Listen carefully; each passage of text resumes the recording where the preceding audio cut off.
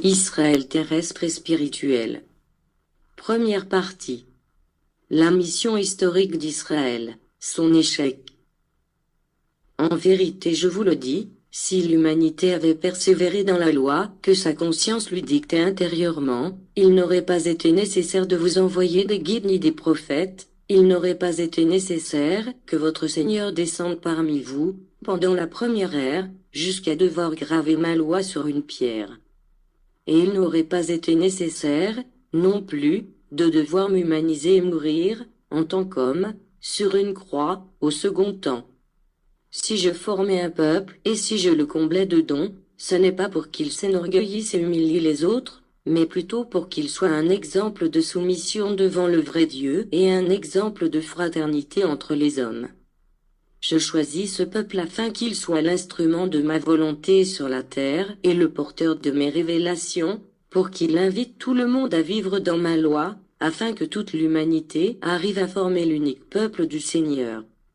Si ce peuple, bien qu'il ait été le peuple élu, a beaucoup souffert, c'est parce qu'il croyait que l'héritage n'était destiné qu'à lui seul. Il croyait que son Dieu ne pouvait être un Dieu pour les païens, il considéra les autres peuples comme des étrangers et ne partagea pas avec eux ce que le Père leur avait confié. C'est moi qui le séparais, pour un temps, des autres peuples, pour qu'ils ne se contaminent pas de la méchanceté et du matérialisme. Mais, lorsqu'il s'entêta dans son égoïsme et crut être grand et fort, je lui montrai que son pouvoir et sa grandeur étaient faux, et permis que d'autres nations l'accaparant et le réduisent en esclavage. Des rois, des pharaons et des Césars furent leurs seigneurs, quand moi je lui avais offert d'être son seigneur. Le Père, dans son amour infini, se manifesta à nouveau à son peuple, pour lui donner la liberté et lui rappeler sa mission, et c'est en cette période que je viens pour lui livrer mes leçons d'amour, et c'est seulement mon regard qui peut découvrir, parmi l'humanité, les fils d'Israël que j'appelle et que je rassemble afin qu'ils reçoivent la lumière du Saint-Esprit.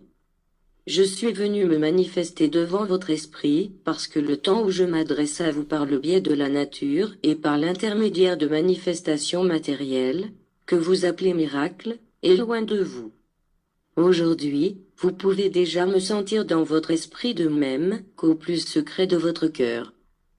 Pendant cette époque, la Palestine n'a pas été le témoin de ma manifestation, parce que je ne viens pas chercher un endroit déterminé, mais bien votre esprit. Je cherche le peuple d'Israël par l'esprit, non par le sang, le peuple qui possède la semence spirituelle que, au fil des temps, il a reçue grâce à ma charité.